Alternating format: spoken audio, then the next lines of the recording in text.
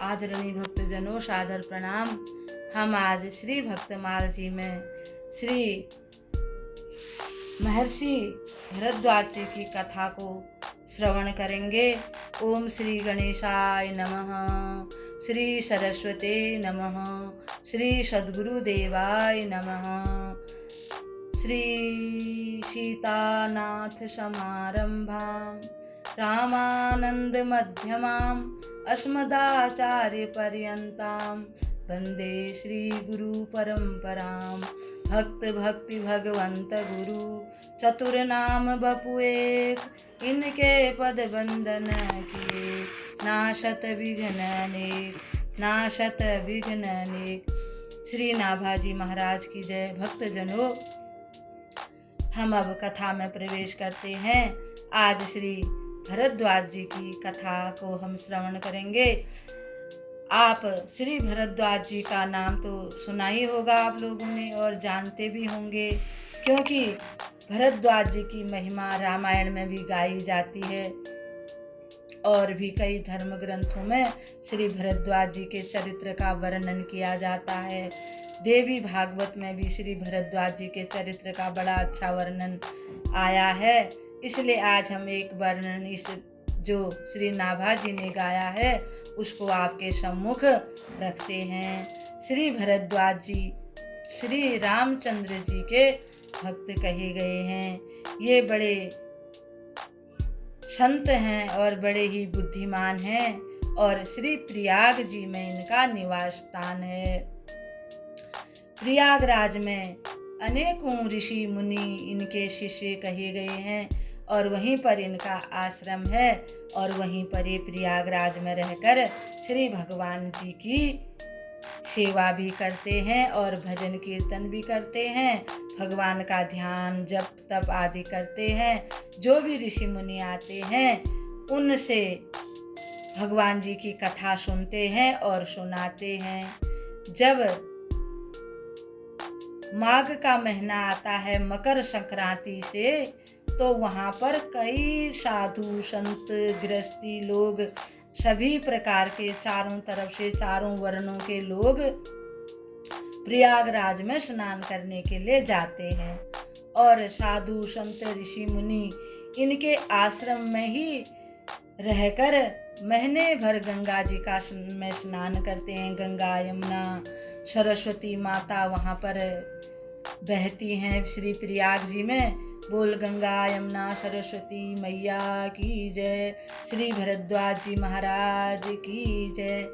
जब एक महीना पूरा हो जाता है तब सभी ऋषि मुनि अपने अपने निवास स्थान जो जहाँ से आए होते हैं वे वहीं चले जाते हैं।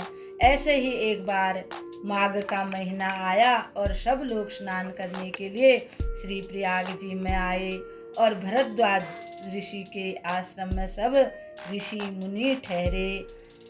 जब सब अपने अपने निवास को जाने लगे तब श्री भरद्वाज मुनि ने श्री याज्ञवल्क्य जी को हाथ जोड़ करके कहा, हे याज्ञवल्क्य जी, आप यहीं पर कुछ दिन और रहिएगा, क्योंकि मैं श्री रामचंद्र जी के बारे में जानना चाहता हूँ।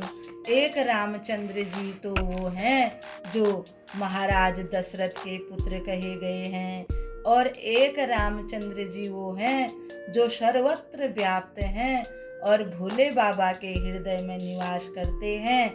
दिन रात भोले बाबा उनका भजन ध्यान करते रहते हैं। क्या ये दोनों एक ही हैं या अलग अलग हैं? तब याज्ञवल्क्य जी ने मुस्कुरा करके कहा कि हे भरद्वाज जी, आप तो सब मालूम है आपको, आप त्रिकालदर्शी हैं, आप सब जानते हैं। आपके मन में श्री राम जी की कथा सुनने की इच्छा हो रही है और सभी जीव मात्र का कल्याण करने के लिए आप राम कथा को सुनना चाहते हैं।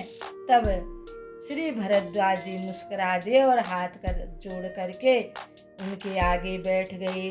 श्री याज्ञवल्क्य जी ने राम जी की कथा कही याज्ञवल्क्य जी बोले कि ये राम एक ही हैं, ये भक्तों का दुख दूर करने के लिए ही श्री दशरथ जी के घर में प्रकट हुए हैं। याज्ञवल्क्य जी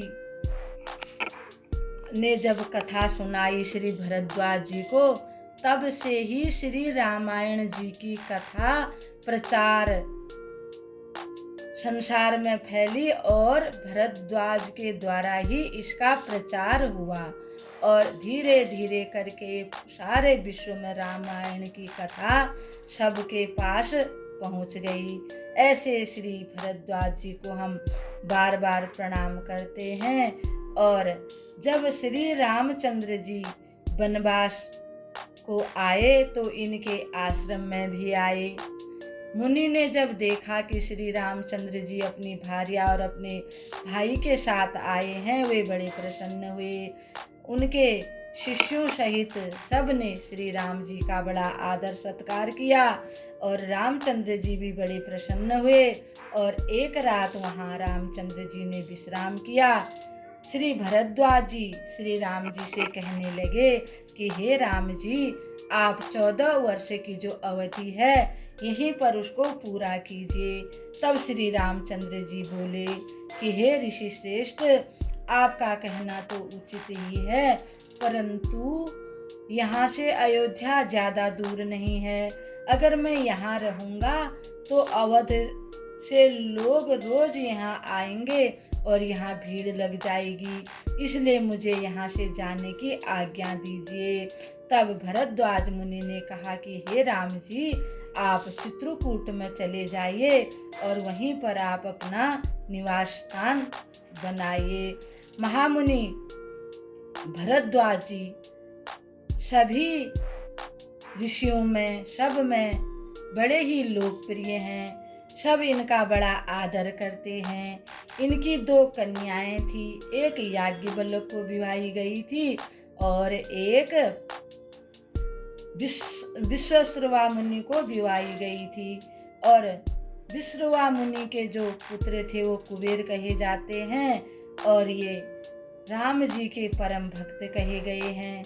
और श्री याज्ञवल्क्य जी जो हैं ये श्री ब्रह्मा जी के ही अवतार कहे गए हैं। इन्होंने वेद एवं अध्यात्म के बड़े ही आचार्य हैं। याज्ञवल्क्य जी ने यजुर्वेद संहिता अपने श्री गुरु महाराज के मुख से प्राप्त की थी, जिनका नाम था वैशंपायन मुनि। एक बार इनके गुरुजी ने इनसे कुछ बात कही, परंतु इन्होंने गुरुजी की अवज्ञा कर दी, यानी उनकी बात को ठीक से माना नहीं, जिससे इनके गुरु वैशंपायन जी बड़े नाराज हो गए और इनसे कहा कि तुमने अब तक मुझसे जो कुछ भी अध्ययन किया है, जो कुछ ज्ञान प्राप्त किया है, उसको शीघ्र ही आप त्याग दो और यहाँ से शीघ्र चले जाओ। याज्ञवल्क्य जी ने यजु श्रुतियों को वमन कर दिया, जो भी सीखा था वो उल्टी कर दी और वहाँ से चल दिए। उन वमन रूप से पढ़े हुए यजुर्वेद के अत्यंत सुरम्य मंत्रों को, अत्यंत पावर वाले जो मंत्र हैं, उन्हें देखकर जो और सब मुनि थे उन्होंने तीतर का रूप धरकर उनको ग्रहण कर लिया। यही कारण है कि वह अत्यंत मनोहर यजु शाखा तैत्रीय शाखा कहलाई। तत्पश्चात याज्ञवल्क्य ने वैशंपायन से भी अधिक ज्ञान अर्जित किया। उन्होंने श्री सूर्य नारायण की घोर तपस्या की।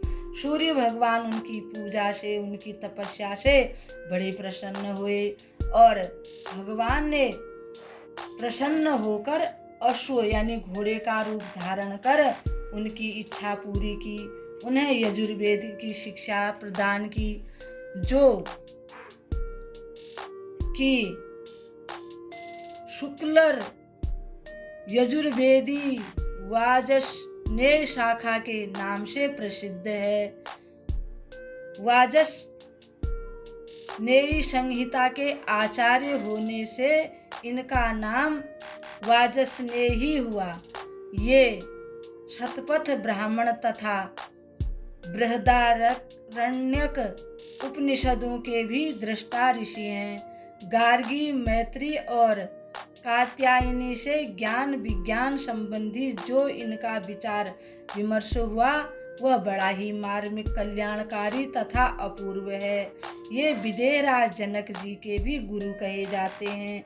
इनके नाम से एक स्मृति भी उपलब्ध होती है। इन्होंने श्री काकभूषुंडी जी से श्री रामचरित्र मानस श्रवण किया और महर्षि भरद्वाज जी को सुनाया था। तेहि सन जाग बलिक पुनि पावा, तिन पुनि भरद्वाज प्रति गावा। इस प्रकार से पृथ्वी पर श्री राम कथा के प्रचारक में इनका अत्यंत महत्वपूर्ण योगदान रहा है। भक्तजनों, कल हम श्री